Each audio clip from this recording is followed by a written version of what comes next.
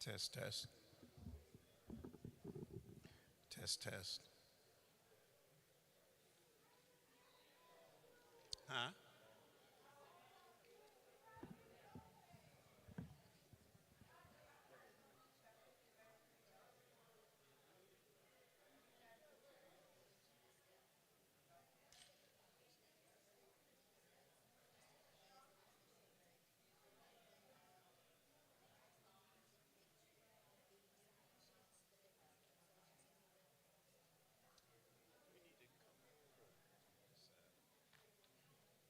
I guess this is fine.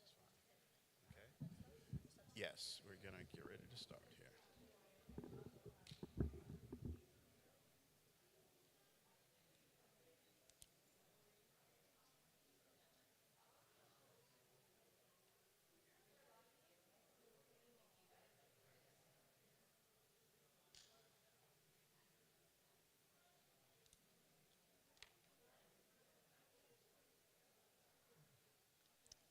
See if the mayor's gonna be here.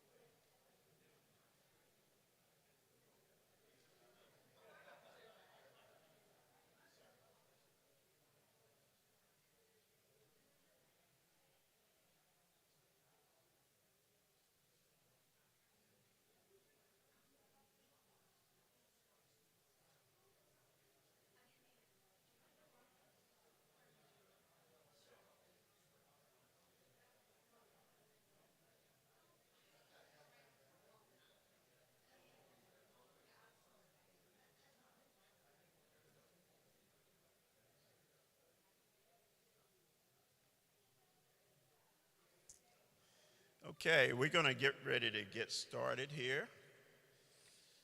As Councilman Stokes always say, start on time, end on time. And we have our guest of honor here.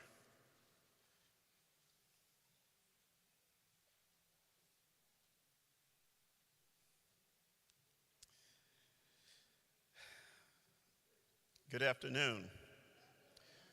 My name is Councilman Vernon Hartley of Ward 5. I've been your councilman here for the better part of 4.5 years, and it's an honor to serve you. Uh,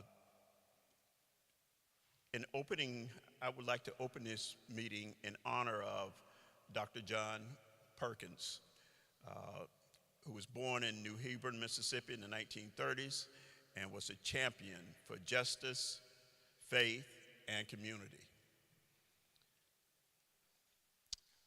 I'd like to welcome you to the Ward 5 Town Hall meeting. We haven't been together for a little bit, so we're so grateful for you to be here tonight and especially to discuss the issues impacting the future of not only Ward 5, but the city of Jackson as well.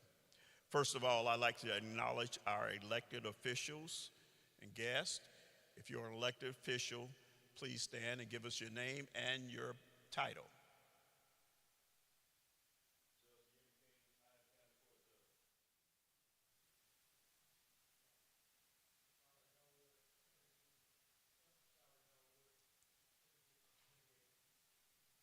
Thank you.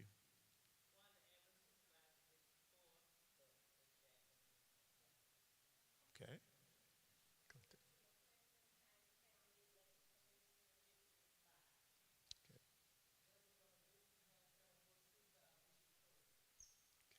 Are there any other elected officials or special guests here?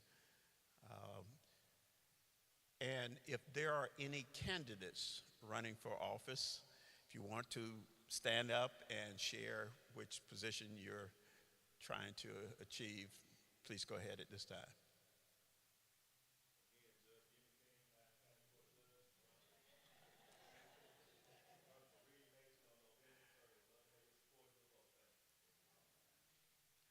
Other candidates? Okay. I may imagine as we get closer to an election, then we'll have more coming out. Next, we will have the invocation by Dr. Wicks, John Wicks, the pastor here at Mount Nebo Baptist Church. Good evening. Welcome to Mount Nebo. Welcome to our mayor, Councilman Hartley, and to all of our elected officials, members of this great community. Mount Nebo has been right here for 103 years, and we're glad about it. Let us pray. Gracious Master, we thank you for your blessings, your grace, and your mercy. Lord, you've been so good to us. We thank you for another amazing day that you made, and it was just a privilege for us to rejoice and be glad in it. We thank you for your son, Jesus, who died for our sins and rose again. We thank you now, and we ask your blessings upon our mayor, our city council, all of our leaders in this great community. We ask that you would continue to bless Jackson, Mississippi in a mighty way. Bless our country, our president, his cabinet, Congress. Be with us all, oh God. Bless our troops. We'll give you all the praise, honor, and glory. Be with us throughout this meeting. We pray for progress. In Jesus' name we pray. Amen. Thank you, Pastor Wick. Just one more thing. Folks that work for the city, department heads. We have some department heads here. Stand up and give us your name and your position.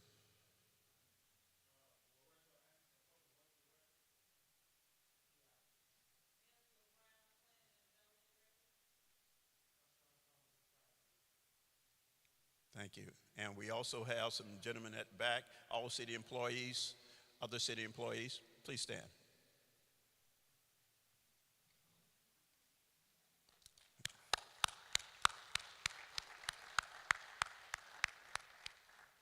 As always, we thank you for your service and the things you do every day for the city of Jackson to move forward. Now, it's an honor to welcome a leader committed to moving our city forward. Please join me in welcoming the Honorable John Horn.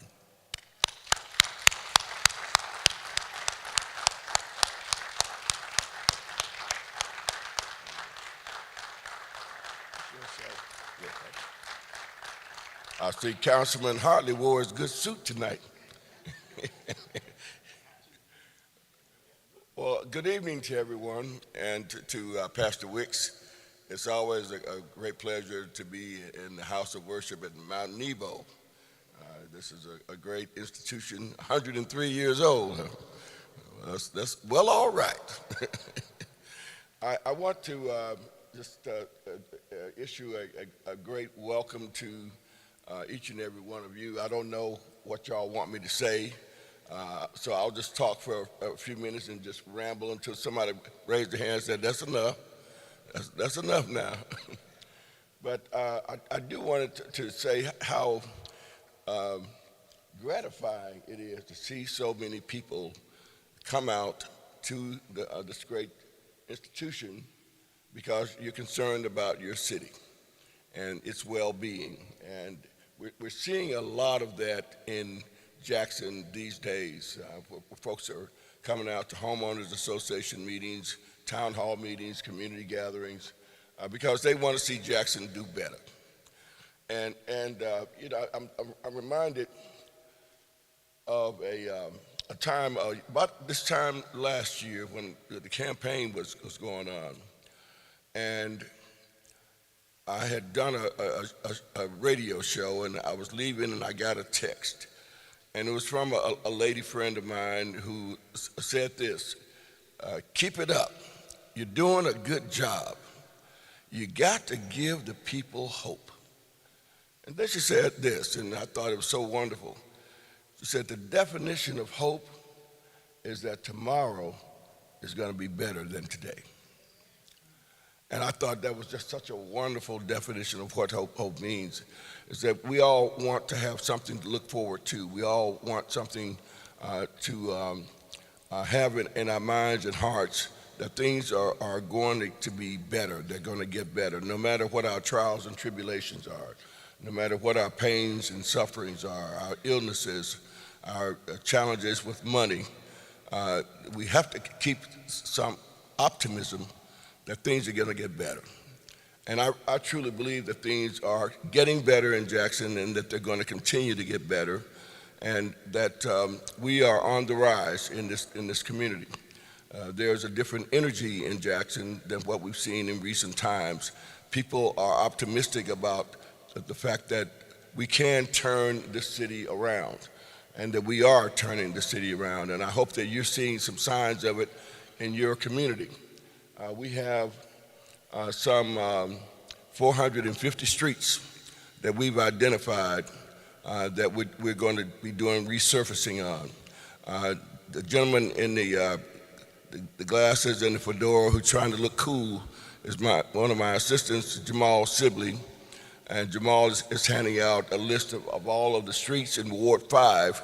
I think there's 62 streets in Ward 5 that are going to be resurfaced. That's not counting, as bad as these streets are, y'all could clap a little bit better than that now, come on. But that's not counting the partnership that we have with Hinds County. And I'm real pleased that Supervisor Wanda Evers is here with us today, and Supervisor Deborah Dixon is also here with us. The City of Jackson and Hinds County forged a partnership through a memorandum of understanding that we're going to work together on some projects that are mutually beneficial to each governmental authority. And since we first got started with that, we decided that the first thing that we wanted to work on is potholes. So in addition to those 62 streets that are being resurfaced in Ward 5, last month, for example, we filled 2,500 potholes with the help of the county. So the city doesn't have the manpower, even though Lorenzo Anderson, stand up, Lorenzo. Lorenzo Anderson is our new public works director. And he's doing a fantastic job in the short amount of time that he's been here to get our public works back engaged. But until we get it up and running full force, we've got a partnership with Hinds County. And we buy the materials, and Hinds County has the manpower. And so they're actually physically filling these potholes in partnership with the city who's buying the materials to fix the potholes. That's a good example of cooperation. And what I'm excited about also is that we formed a memorandum of understanding with the state of Mississippi and the Mississippi Development Authority. And they've also given us a project manager who's going to work half-time on economic development projects that are mutually beneficial to the city of Jackson and the state of Mississippi. In addition to that, we're on the brink of forging a memorandum of understanding with Capitol Police. They have some manpower that's going to help us with our real-time command center. And they're going to give us 5 employees so that they can physically watch the cameras that are helping to keep us safe through the real-time command center that's over near the Fuel Waterworks plant. So I'm mentioning these things. It's this Capital Complex Improvement District. They just gave us $2 million to put an early alert warning system in every fire station in the city of Jackson, so that we have the most up-to-date technology available to us when we're trying to detect the fact that a fire has taken place somewhere. And I want to commend Chief Rayshawn Thomas. Rayshawn, stand up and take a bow. Rayshawn Thomas is our new Chief of Police.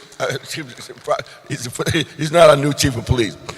Our new Chief of Police is going to be on board the 1st of April, Dr. Rochelle Brackney. But Chief Thomas is our fire chief.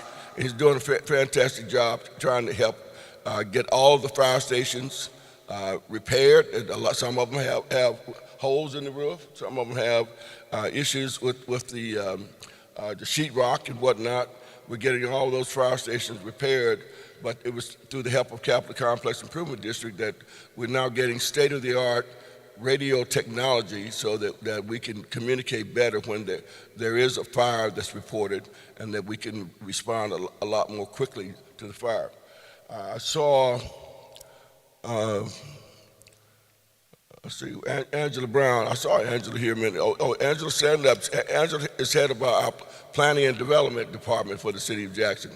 So all these things like code enforcement, folks that have a auto body and paint repaired next door to you, and you're supposed to be in a residential area.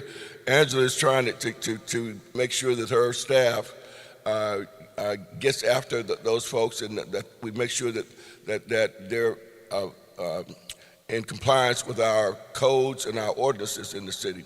She's also, for folks who are interested in economic development and building and construction, revamping our building and permitting department, our site plan review efforts, zoning. We're trying to update the city of Jackson in terms of rules and codes that are needed, and then those that are extraneous and that we don't need any longer. We're trying to revamp that.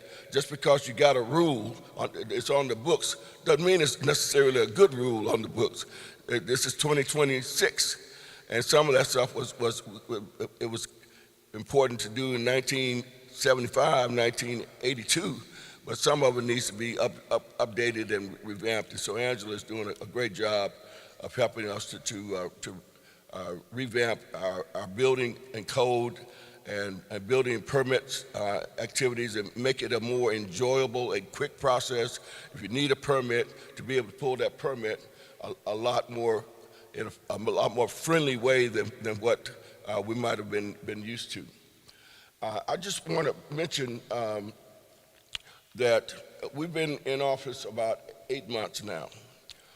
And we're working hard, and one of the first things that we were tasked with doing is putting a good team of folks together, and to give citizens more of a sense of expectation of good service with the city of Jackson. When you have a problem and you call down and nobody answers the phone, that's a problem. If you report something and nothing gets done about it, that's a problem. So we've been trying to reestablish the culture in the city of Jackson that it has to be the expectation of good service, and good service with a friendly face. So our 311 line has been re-energized, and if you have a problem, you can call that 311 center, and I guarantee you, if you call 311 and report a problem, it's going to be addressed by someone on our staff, and hopefully in a positive manner. We have, at one time, I think the sense of the city was one of hopelessness. ain't no sense in your calling down there. They ain't gonna do nothing anyway.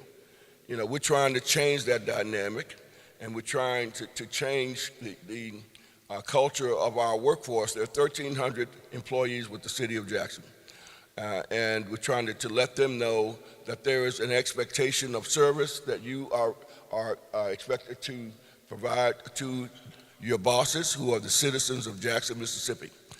And that not only that, but to do it in a professional and a manner that shows that you have a concern and a care about this city.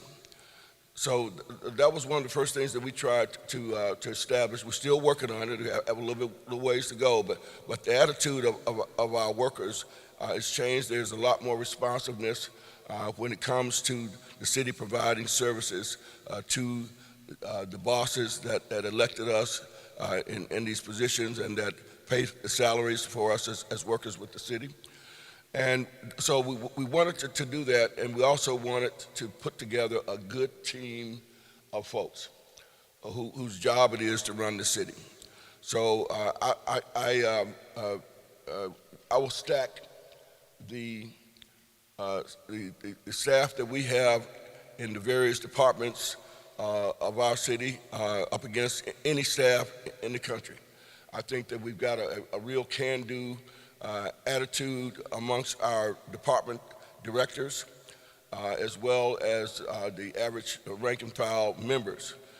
And the last piece of that puzzle we were able to get solved and put in place was the nomination and the successful confirmation of Dr. Rochelle Brackney, who is going to be our new police chief, who comes with almost 40 years of experience under her belt in other parts of the country.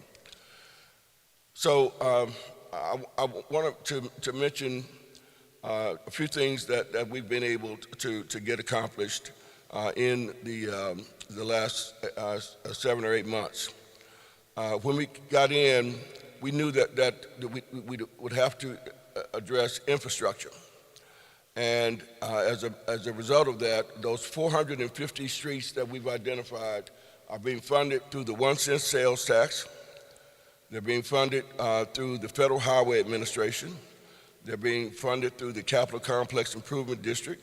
And they're being funded through a $40 million bond that the city was able to issue using our internet sales tax money as a guarantee on that $40 million worth of debt. But it's enabling us to pave more streets in Jackson than has been paved probably in the last 20 years. We're going to do this over the course of the next year and a half. Is that right, Lorenzo? Year and a half? Through the middle of 2027, we should have all those streets done. And we're doing it in a creative way. If you are a large contractor or if you're a small contractor, we're going to have two categories for folks who are going to be repaving these streets. Small contractors, there's a place for you if you do curb and gutter, if you do striping, if you do asphalt milling, then there's an opportunity for you to get a piece of the action in terms of redoing these streets. We're also doing about $20 million worth of storm drain and ditch cleanouts. We have a lot of issues of streets flooding in Jackson. A lot of that is not because of the Pearl River. It's because there's been a deferred maintenance for a number of years, and weeds have grown up in creeks and ditches, and you can't get the successful passage of that water through the tributaries that exist in the city to get that water out to the Pearl River where it's supposed to go. So we're going to have a campaign that speaks to the storm drain clear-outs and ditch clear-outs. We've got about $1.5 million that we've identified for blight elimination. We don't want our city to continue to look the way it looks. And a lot of citizens, homeowners associations, churches, individuals are taking it upon themselves to help clear up some of the blight and the unsightliness of litter being on our streets, folks that are doing illegal dumping, and having it take place and it not go unaddressed. So we're looking at that. We're also, a few weeks ago, you might have seen something on the news about the Pearl River and the fact that the U.S. Army Corps of Engineers has just approved one of the three plans that were being presented to them regarding flood mitigation over in Northeast Jackson that also impacts south of downtown and parts of South Jackson.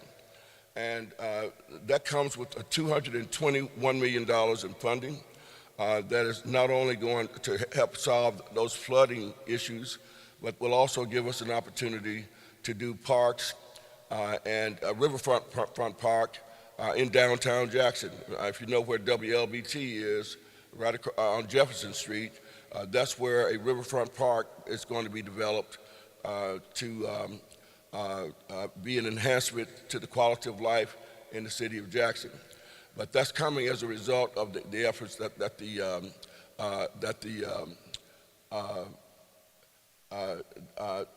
Corps of Engineers has done in terms of approving the D1 plan of action. I could talk for another 3 hours, and I know every last one of y'all be sitting here right in your seat listening to every word. No, this is Councilman Hartley's meeting. And I want to tell you something before he comes to snatches this mic from me. You have a bulldog, a Rottweiler, a tiger. It's like a tiger in the tank when it comes to Vernon Hartley fighting for Ward 5. He is a real champion for the West Jackson community, and you all should give him a big round of applause for as hard as he works for you to make this place the kind of place where everybody would be proud to live in West Jackson. Councilman Hartley has in particular, been a champion against so much activity around the homeless and servicing the homeless, and he has a compassionate heart. But he also doesn't believe that all the homeless services for the city need to be concentrated in West Jackson. And for that, he should really be congratulated. Councilman Hartley has a lot of passion. He has a lot of vision for what he wants to see his community become. And it requires a lot of responsibility on the parts of the folks that live here, but also of the folks that represent here and the folks who are charged with keeping our city clean, keeping it safe from crime, keeping it as a place where businesses can grow and flourish. Now, we may not see all that right now, but I see it. I see it in my mind's eye.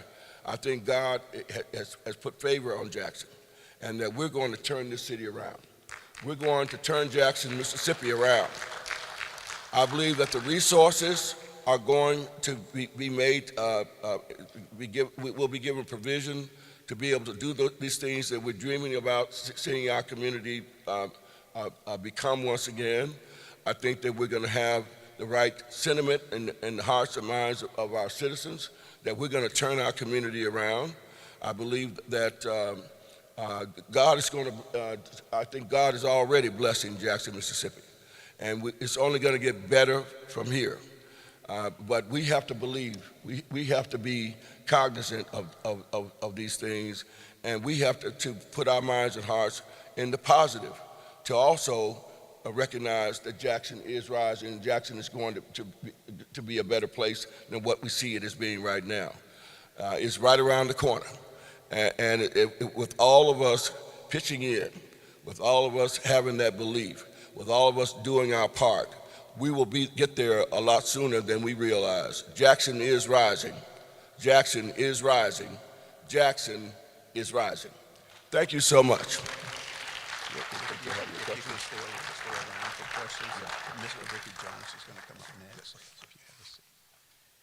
Okay, and Next, we have Mr. Ricky Jones. He's with the West Central Jackson Improvement Association.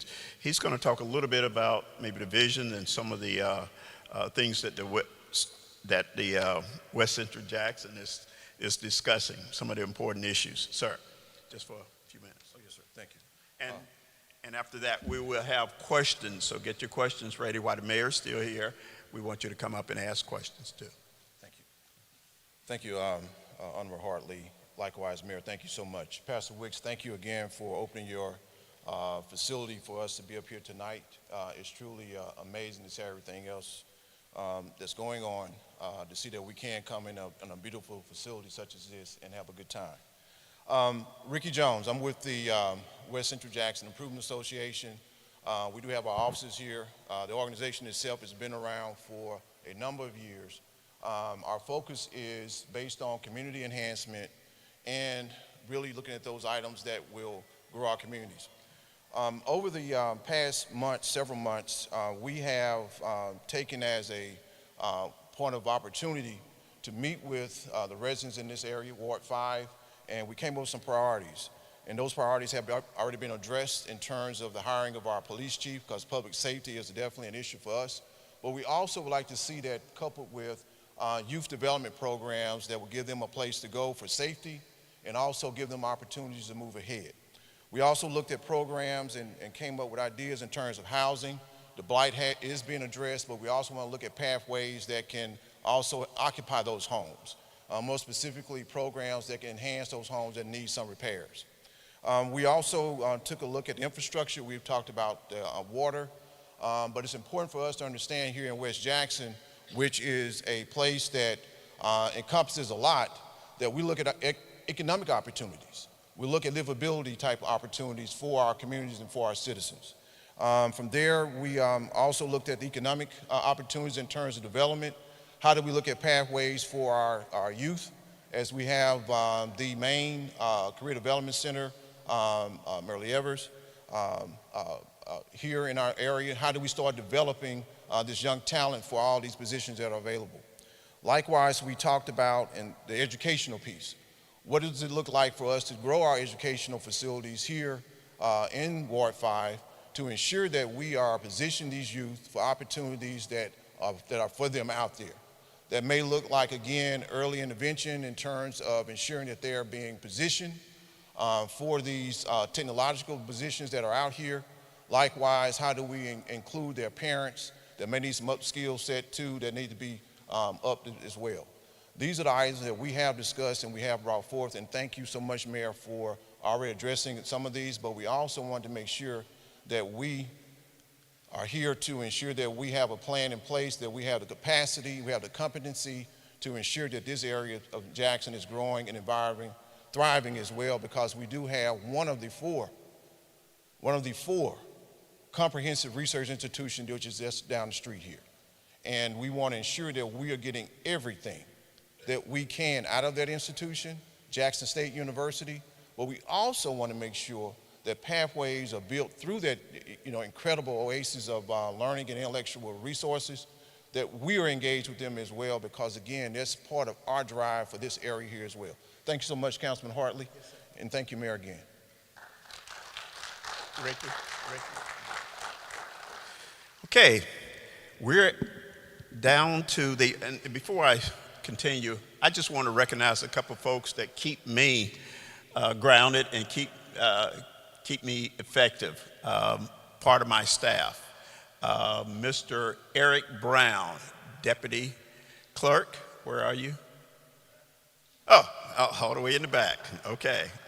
Mr. Eric Brown, a graduate of Jackson State, been a big help. He will respond to a lot of the complaints, and if need be, he'll come to your house and visit you, take pictures, and get it into the city system for a resolution.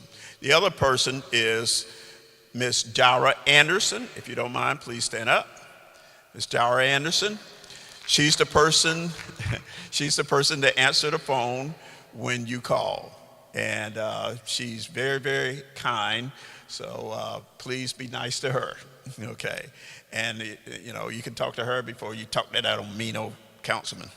Okay, let's get ready to get into Mayor covered the vision, key priorities, current initiatives, and a message for us. Mr. Ricky Jones covered a lot of the concerns of the West Central Jackson Improvement Association. Now we're down to questions and answers. And this is your time. If you want to address the mayor directly, let's keep it to a couple minutes time so we can get as many folks in as possible. Okay, did you want to go first? Okay. You can speak in the mic if you want. How you doing, Mayor? Now, she has on an ASU shirt. And everybody got it right. She got an ASU shirt now. All right. Okay. All right. I just have one question. Because when I woke up this morning, my water was turned off. Uh-oh. And I've never missed paying a bill. I Yes, never ma'am. got a high bill because I paid it every month because I knew I had a bill. The pink elephant in the room. Tell us about Jackson Water, because I called this morning and we didn't have anyone like Sister Anderson to answer the phone. I had to wait online and all that. Then they told me that they were working on the water. I said, well, like the Entergy, they at least send you a text message and let you know. So tell us about Jackson Water. We'll let the boss do it. Well, let me, thanks, Councilman. I think it's safe to say that everybody wants Jackson Water gone. Their customer service leaves a lot to be desired. And a lot of folks still think that the city of Jackson controls the water and wastewater. We do not. 3 years ago, the then city council, three years ago, the then city council, along with the mayor, when the water system failed, agreed to turn the system over to the federal government. And U.S. District Judge Henry Wingate is in charge of our water and wastewater system. He hired Ted Hennepin, who set up Jackson Water, which is a private company. It is not a city agency. It's a private company, and since I've been in office over the last 8 months, we've been tussling back and forth with Jackson Water to say that to the judge that we want our water system back. Now, we don't expect that the city is going to run its water and wastewater system ever again. 78% of all of the cities in this country have a third party that manages and operates their water and wastewater system. So we're not saying give us the system back to us so that we can run it through the Public Works Department, but we want to have the control over an authority that would operate our water wastewater system and be responsive to the complaints and concerns of ratepayers. Now, the judge recently ordered a 12% rate increase. About a year ago, Ted Hennepin, the gentleman who operates Jackson Water, came to the judge and asked him for the rate increase. It took the judge almost a year before he decided to go ahead and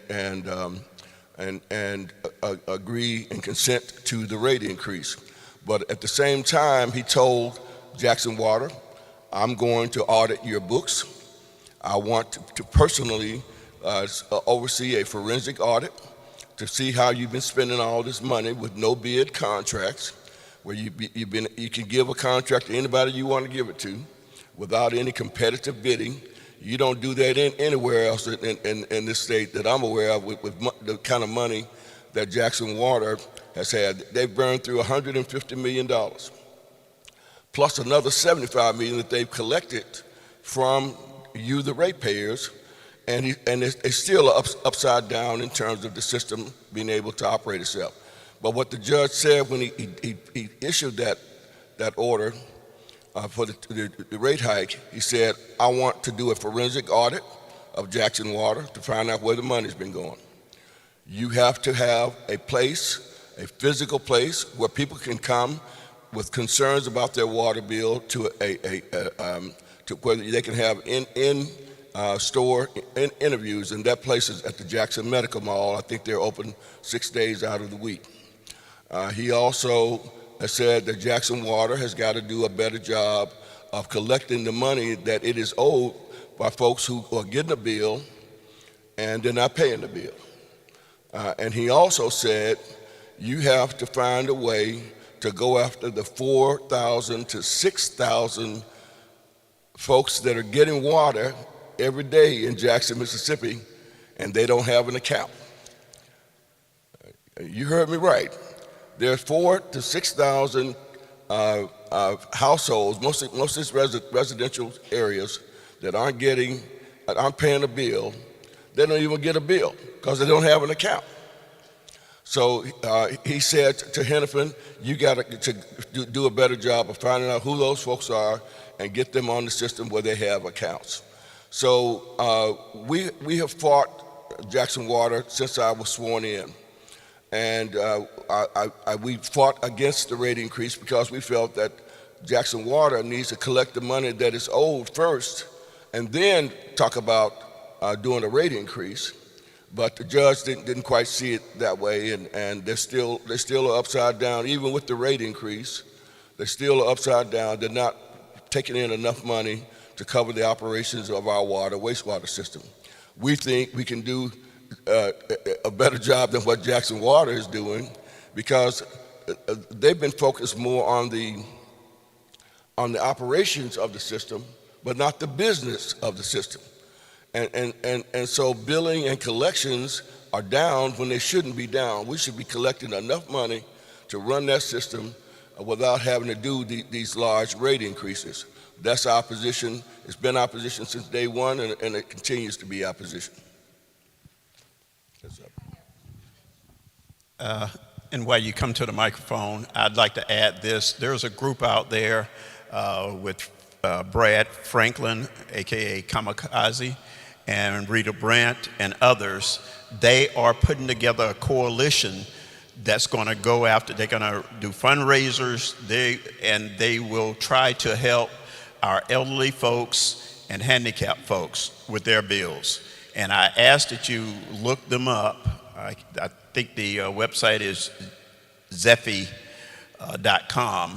But you call my office, I can give you the specific information. I ask that you look them up. Again, that will be, let's support them because this is the time when we need to help each other. This is that time. Thank you. Thank you all. Beverly Williams.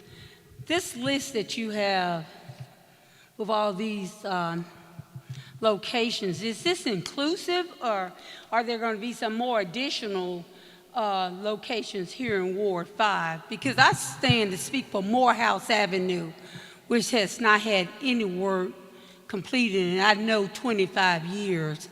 We own a business over there, and there's no sidewalks. The roads are crumbling there, and I'm just curious because I don't see it anywhere on here. Right now, that's for Ward 5, that's the list. Now, let me remind the audience, we have 113 square miles in Jackson, Mississippi. Jackson is a city that's built for 250,000 people, and we got 144,000 folks in Jackson. So we're going to have to, at some point, figure out how to right-size Jackson. It's too big for us to take care of right now, given the limited resources that we have. So Morehouse may not be on the list, and it probably needs to be on the list. And my assistant is making a note of it, and we'll see how we can get Morehouse in the mix. But we got limited resources. We're spending $150 million roughly on street repair, street resurfacing. But it's not enough to do all 113 miles of streets that we got in Jackson, Mississippi. Well, but we'll get to it as quickly as we can. And I appreciate that, sir. What I would ask that you all look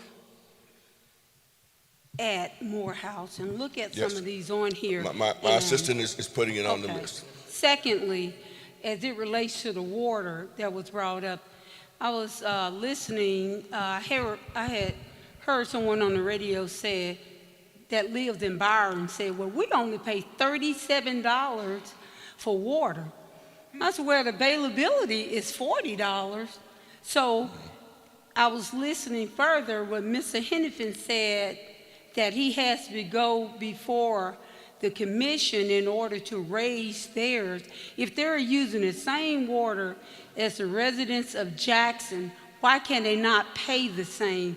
Why is it we're charged at 1.6 something per liter or whatever, and they're, no, we're at 7.65 and they're at 1.65. My question is, why is it that if we're using the same water, why are we not paying the same rate? Yeah, well, again, that's a Jackson Water issue. I believe that if you're a customer of this city, you ought to be paying the same as every other ratepayer of the city. Because it's a different jurisdiction, it's Byram or it's Hinds County, then that's where the Public Service Commission gets involved. And that's why they have to go before the Public Service Commission to get approval for the rate hike that Mr. Hennepin is trying to get approved. He's got to go before the Public Service Commission as it relates to that. Are you all in support of them doing that to bring everyone who's using the water in line with what we're paying here in Jackson? Do you all support that? Yes, I just said, Okay. if you're being served by Jackson Water, you ought to be paying what everybody else who's being served by Jackson Water is paying. All right, thank you. Yes, ma'am. Sir, my name's Larry White, and my question to you, Mayor, is you've been on your honeymoon about 8 months now. You got about 4 months left. What are you going to do immediately, like the same thing that happened with Capitol Police? What are you going to do about blight, number one, and number two, people that gather here in Jackson? When I say gather, I mean homeless people, people burning down buildings and burning up houses. What are you going to do about that? We talking specifically now, not next year, not next month. We talking about now. The same way Capitol Police came in and did what they did, took over. We need to take over that and build some type of agency or some type of benefit people in regards to getting a handle on these homeless people here in the city of Jackson. Also, the mental part of that as well. Can you tell me what your plans are immediately? The middle part. The mental part. Oh, mental health. Yes. All right, thank you. Is that your question? That's one of them. Well, I'm going to get two. All right, what's your second question? Well, my second question is in conjunction with the first question. What are you doing immediately, not later, in your plans? What are you doing right now about blight? Now, we realize that if we get part of your departments to come and tear the house down. So blight and homelessness. Okay, let me tell you some of the things. Mr. Anderson, stand up, please. I am now president of our chair of the Public Works Committee. We started an initiative, and the mayor mentioned it, $1.5 million. I asked for 2.5. We're ordering equipment right now. We should realize it in the summer, right, Mr. Anderson? Correct. It's going to be a whole lot of equipment. We're going to have skid steers. We're going to have side cutters to cut the trees on the side, to cut up in there. We're going to have things to take care of the drainage ditches. There's a lot going on, and we're going to use that same equipment to tear down houses and forestry mulchers to clean up vacant lots. But once you tear down the house, there could be out-of-town people that's paying taxes on the property. Okay. Now, once you tear down the house, that's going to affect the overall budget as well when you tear down the property. Well, I'm trying to solve one problem at a time. Well, it's still not solving the problem. I'm trying to solve one problem at a time. And the problem was, how do we get rid of blight? And we have the answer, equipment coming in. We're going to start. A lot of folks, that's what their immediate thoughts is, getting rid of it. They're not concerned right now about the taxes and the houses, and we can have a lot of this discussion offline. Right now, people wake up every morning, look outside their house and see that burned down house. We want it down. They see that overgrown lot. We want it down. They see that trash pile. So, We want it down. Let me further address the two questions the gentleman had. In addition to the $1.4 million that we have dedicated towards the purchase of equipment, because I'll tell you what, these landscapers are tearing us up because we don't have the equipment or the manpower to do a lot of the blight elimination, to board up houses that are abandoned, that are burned out. So we have these contractors that submit to us, and I sign more contracts with landscapers and folks who've gotten a contract with the city to go in and look at tear down this house or board up this house or cut the grass at this house and so forth. We're already doing that. In addition to that, we're getting this equipment so that our personnel, the city personnel, can do a lot of that work, and we can save a lot of money by being able to do that. In addition to that, we've identified about another $1.5 million that is going to be used for a more aggressive effort at blight elimination. And since the weather is breaking, you'll start seeing folks going after more of those tear downs and eliminations. I've directed my city attorney 2 weeks ago saying, look, it should be easy or easier to look at a house that's burnt out. There's no way this house is going to get rebuilt, not in this with the current material. So I want a faster way to do a tear down of that burnt out house because we have a lot of those houses in our community. So I've directed my staff to find me a way that we can expedite the removal of these burnout structures. Just this afternoon, for the last 2 days, but I've spent the afternoon with a group called Clutch. They're out of Houston, Texas.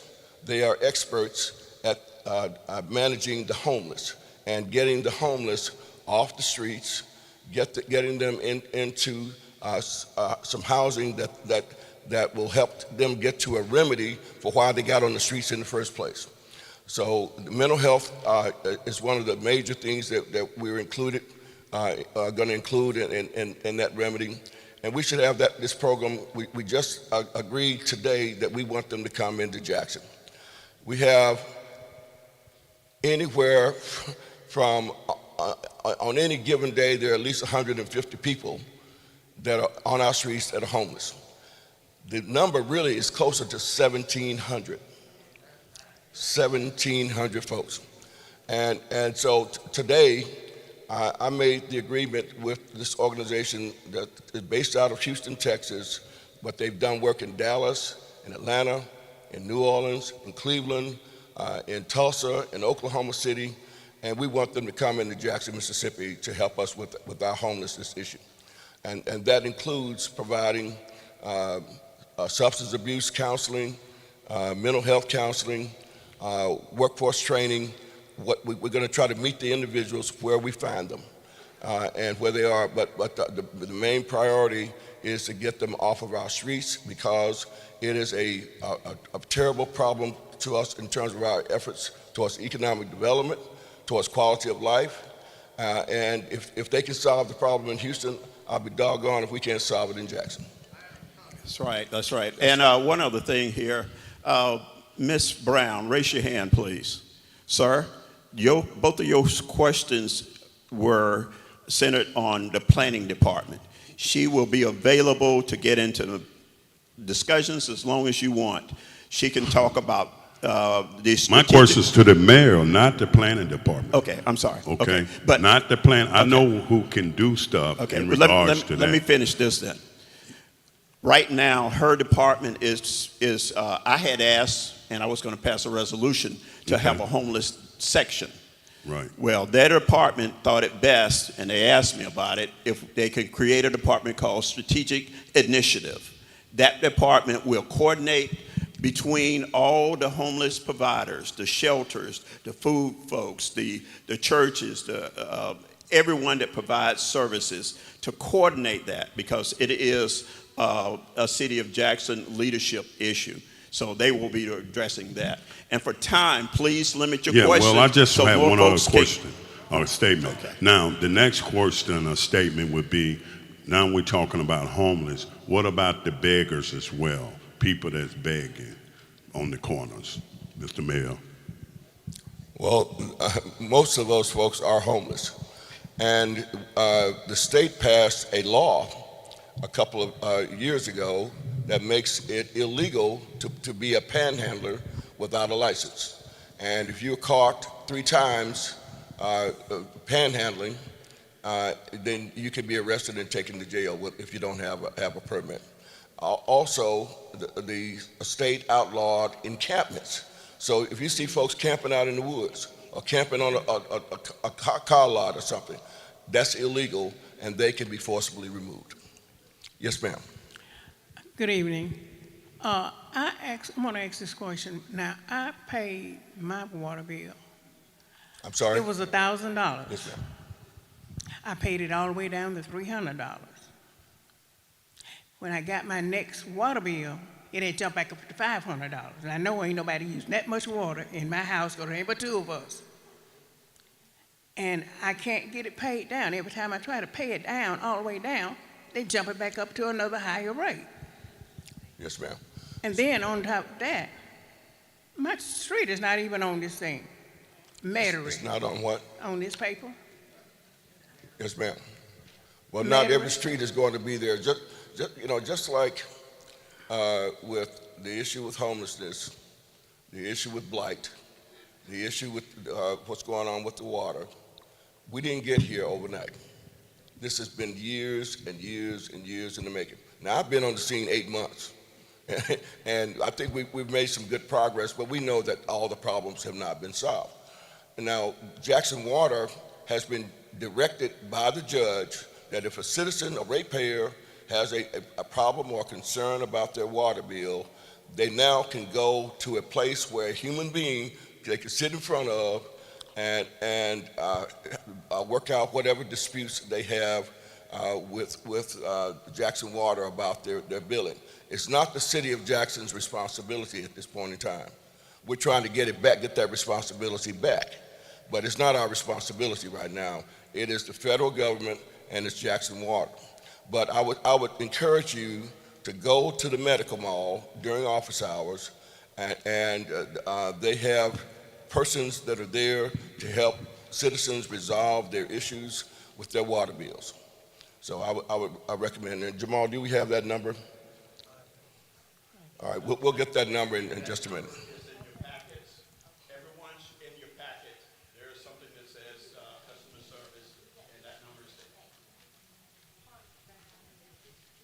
Yes, ma'am. Thank you, Mr. Mayor.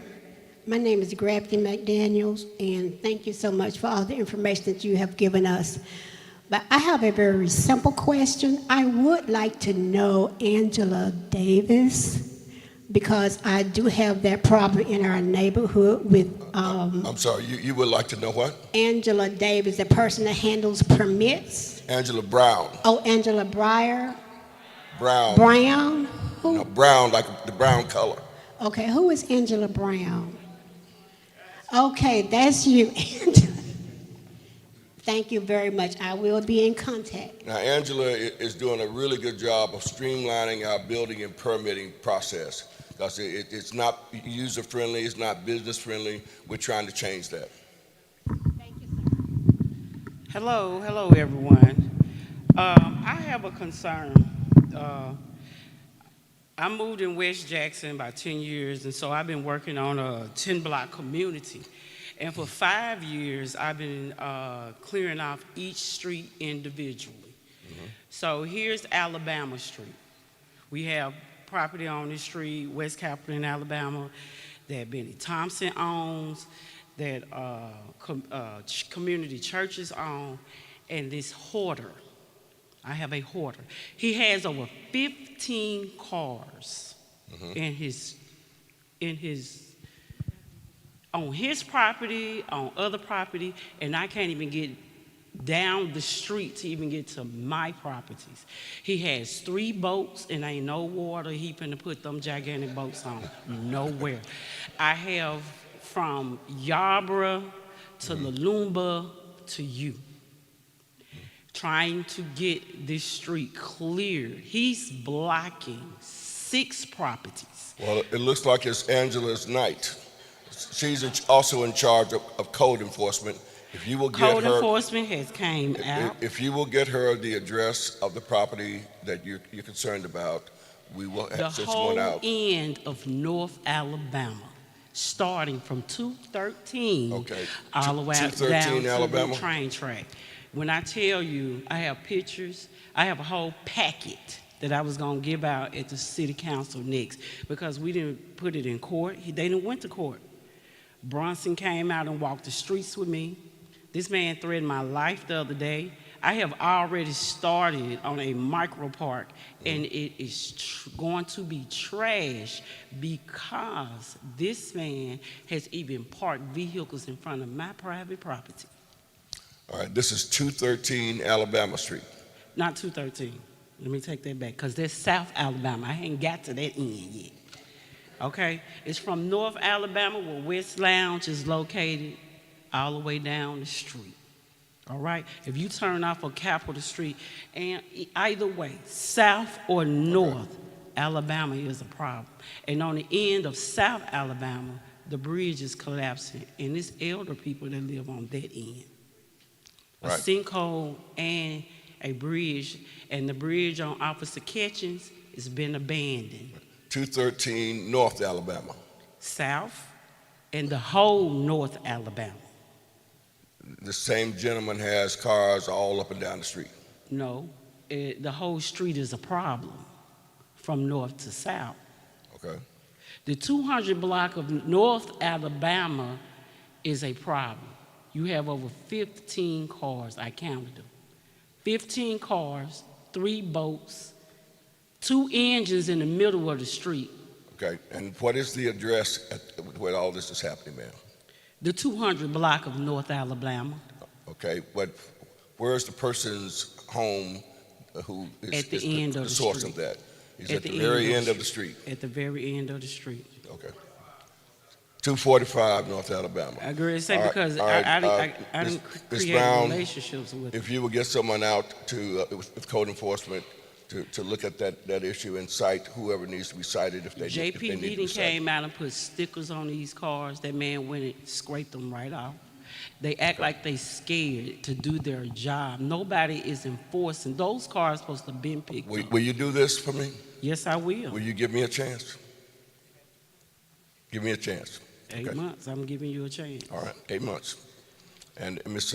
Brown is going to follow up on the issue with their code enforcement people. Okay. Okay. All Thank you. right now. Yes, sir. Good evening. Mr. Jenkins, they said he can't hear you. Good evening, everyone. My name is Lee G. Jackson. I'd like to say hello to everyone, especially Mayor John Hart, my city councilman Vernon Hartley. From April the 17th of 2025, I have been in contact with the city of Jackson about an illegal dog pound/kennel. It's almost in my backyard, and I will not call any names, but there has been a number of individuals who has came out and investigated this dog kennel. We're going to do something about it. There's nothing that's never been did about it. I have called the city. It's just unbelievable the number of times that I've called. But I got one item here I would like for just to listen to.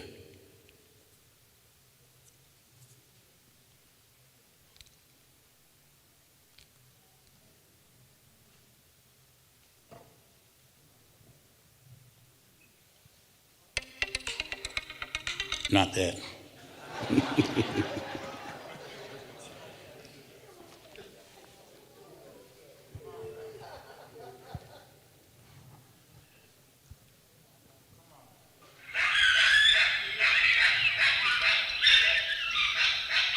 Those are the dogs. Those are the dogs. All day just across the creek. I can't even go out in my backyard or do anything. Yeah, if For if the I dog. remember correctly, if you have more than 3 dogs, then you have to have a kennel license. This And is if they're a- operating without a kennel license, That we're is going to shut correct. them down. But this is an entire kennel, anywhere between 10 and 15 animals. Right. And they are all pit bulls. They are fighting them and they are breeding them. And they are on the city property. They do not have a permit. They're on city property? Sure, they're on the property between the Lynch Street Creek and their set of apartments. They cannot have them in the apartments, so they set up on city property. Okay. All right, Angela, what is the address, sir? This is your night, Angela. What is the address, sir? My address? No, the address where the kennel is being operated. They are behind 156 and 160 Jackson West Boulevard. If you go between those two buildings toward the Lynch Street Creek, you'll walk right into the kennel. 156 and 160? Jackson West Boulevard. Jackson West Boulevard. Angela, you get that? Okay. All right. We'll look into it. Yes, sir. Thank you. Appreciate Thank it. you.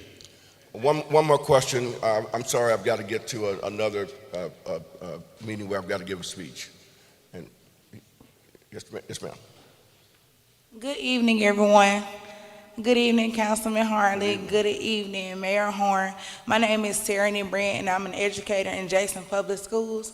And I noticed on your platform or your agenda of initiatives tonight, you focus on youth development. My question for Councilman Hartley and Mayor Horn is, what are your deepest fears as it relates to bringing a skate center to the South Jackson area? That's my first question. A skate center? Yes, sir. Yeah. Right now, I'm sorry, it's either a bowling alley or a skating center, but Representative Ronnie Crudup Jr. is working on that. I can't remember if it's a Angela, you all have been doing the Yes. permitting. Is it a bowling alley or a skating rink? I think it's a skating rink. Yeah. Yeah. Yes. Yeah. Thank you. I'm aware about those operations. I'm actually here on behalf of Nostalgic Skate Center, which my father is aspiring to open his business, and where which is is that also located? a skate center, 540 Raymond Road. Okay.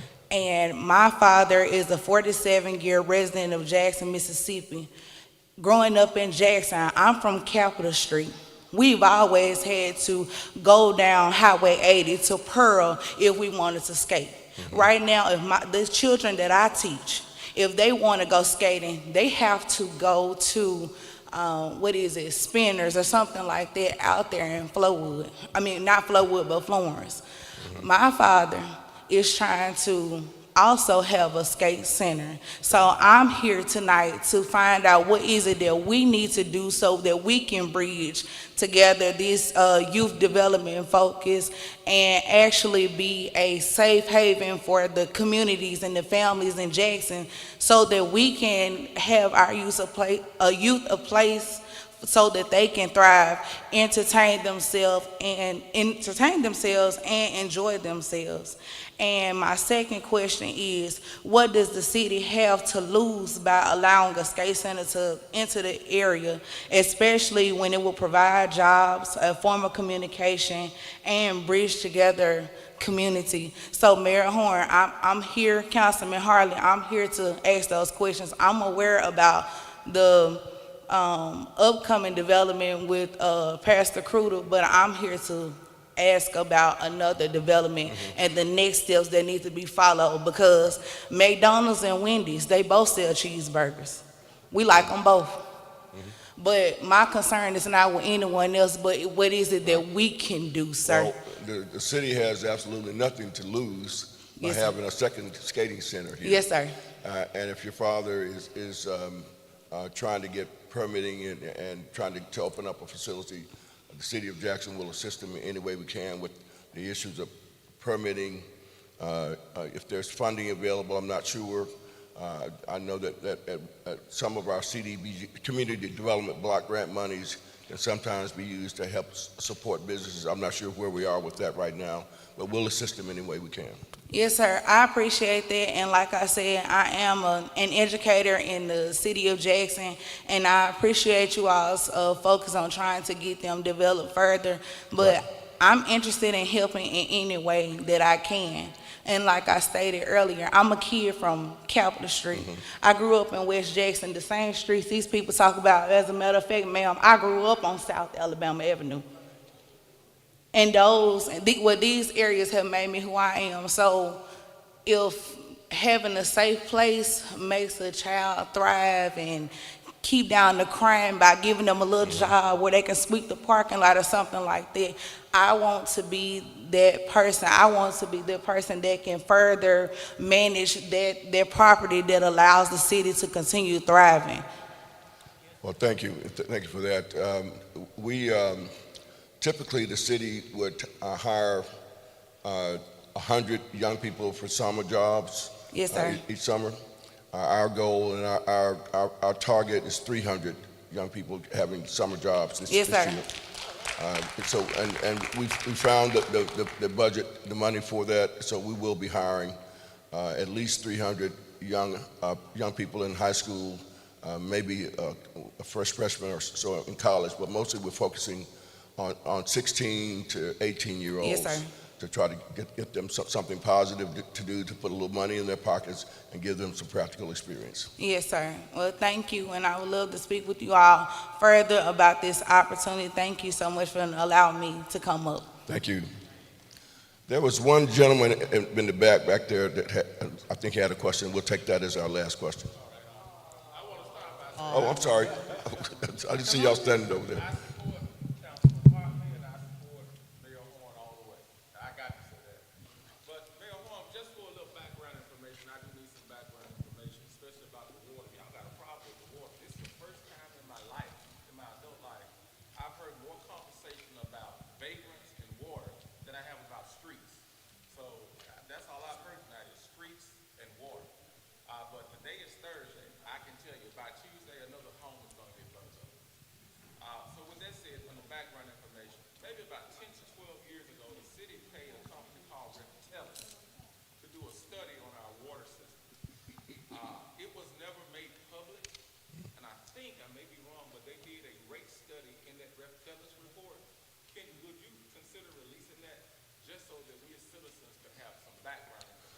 When was the study done? I'm sorry, Yarber? So that was about 10 years ago. We'll see if we can dig it up, but I don't hold out a whole lot of hope that we're going to find that study. but if it can be found, yes, we'd be happy to release it.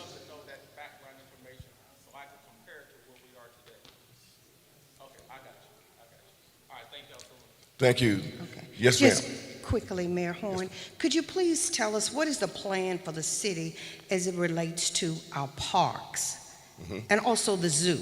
Right here, Ward 5, Livingston Park. We need to know who is the facilitator, who is helping to run it. Battlefield Park. We hadn't been able to play tennis there.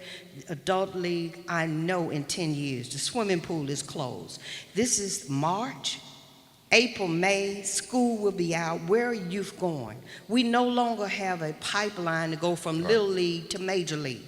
Our baseball parks are closed. Just, what is the plan? Right. Thank you. Okay. So there's a real need for our parks and recreation. And we just put the Parks and Recreation program under a new gentleman by the name of James Caldwell. And his job is to get our parks in shape as quickly as we can and as best we can, given the fact that we got a $24 million deficit, y'all. A $24 million deficit that we inherited. And so we're trying to do as much as we can with what we got, but we're going to have to develop some additional resources before we get those parks in the kind of shape that we all want them to be. But you'll see some improvements in the parks over the course of the spring. But it won't be where I want them to be, because we don't have the money to get them where I want them to be. But we are going to be more aggressively going after cleaning up the parks and making them as presentable as possible. Thank you. Yes, sir. Mayor Horn, Councilman Hartley, and I look at all my citizens.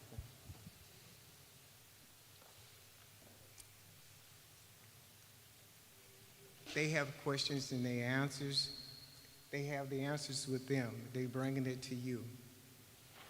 From water bill, let's not forget about the most important thing that is bringing Jackson down, and that's crime. Not only crime, but we got 28, 30 different gangs in our city, just like homeless people coming here. 30 different gangs running havoc over our elderly, recruiting our young kids. If you want a skating ring or what have you, have it in the school. So what is your question, sir? My question is, if there's no plan, there's no action. Okay. And I know that there was a point in time when you said that the state would not do any business with known gang members. Keep that. Jackson cannot progress on the crimes and criminals and violence and people taking over the streets, roads, and cities. When the pastor got up and he prayed for all of us. But let's not forget, if Jackson is rising, let us not rise with these things that are bringing our children down. Let us not rise when we don't have grandmothers and grandparents who are scared to even sleep at night. Gunshots. Running havoc in our cities. And sometimes the officers are afraid to even come down when they are quiet. Okay. May I respond to your question or comment? And they are buying up all these properties. They're buying up all these houses.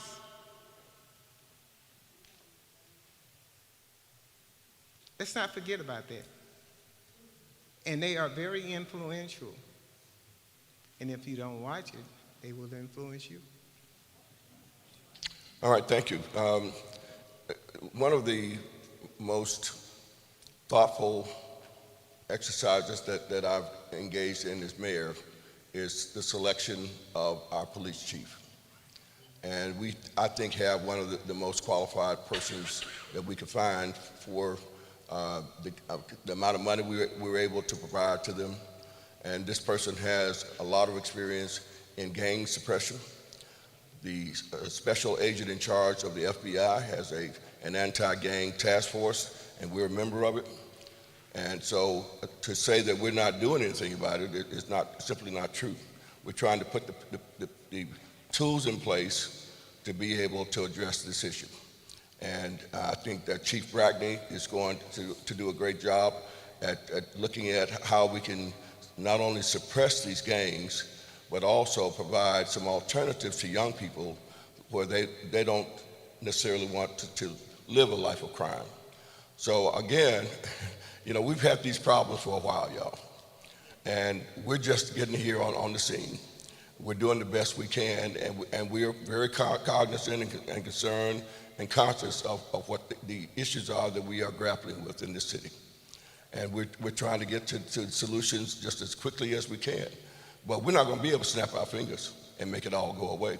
It's going to take a lot of hard work. And that's what we're about. We're putting our shoulders to the plow and trying to get these problems solved one at a time. The old phrase, how do you eat an elephant? You can't eat it in one bite. You have to eat it one bite at a time. And that's what we're trying to do with the city right now. One last question, please. Good evening, Councilman. Good evening, Mayor Horn.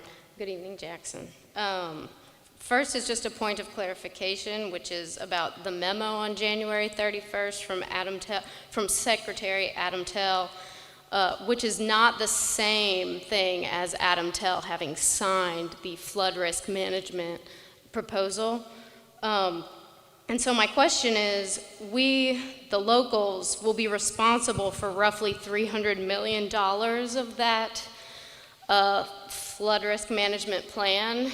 And so I wonder that if we have budget concerns here in Jackson, why would folks want to pay for a $165 million dam that, according to its own plan, I quote the plan, does not provide any flood control benefits.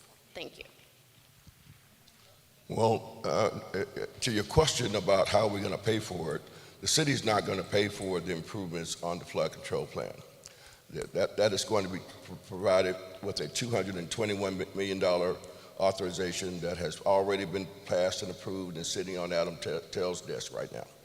As far as the estimate is that the entire project will cost $450 million. That's if the locals are in charge of it. And the way that the Rankin-Hines Flood Control District is expecting to pay for it is through assessments of property owners who have property along the river, and they also plan to issue bonds, and they plan to seek support from the legislature. Thank you, ma'am. Are you trying to, one last one? I know you've been patient, so. Good evening, everyone. I'm Mrs. Lena Tyler's caregiver, and Hey, Miss I've been Lena. working with her for a while. But she had some concerns that the city, I don't know, I talked to her, Mr. Hardy or you, Mayor, supposed to be coming back out. She need wheelchair accessibility. They came out there and did some work, but they didn't finish what they started. And she's concerned now that, you know, she needs all the help, but the city paid for it. This is to make her house handicapped accessible. They started it about a year ago. They supposed to be came out and finished it in 2025. Was that the city of Jackson, or was it the Hines County Human Resources Agency? City of Jackson. Okay. Under the former mayor. I'm sorry, Lena? She's under former mayor. Okay. Chuck West. So your house being made handicapped accessible was started, but they didn't finish it? No. Okay. Correct. Angela, Lorenzo, is that your shop, Angela, or is it Human and Cultural Services? Ma'am? Okay, Angela, if you would get her information and let's follow up, please. All right. Thank you all very much. Appreciate it.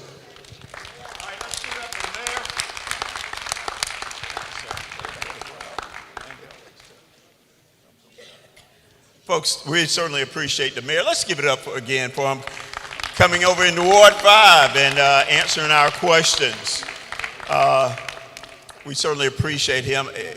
We were supposed to go 45 minutes, but we did a little over an hour with him, so we're grateful for the additional time.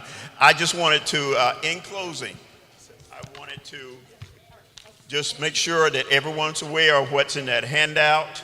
If you received a handout, you have a map of Ward 5 showing you where all the major thoroughfares are, and you can find your home from there.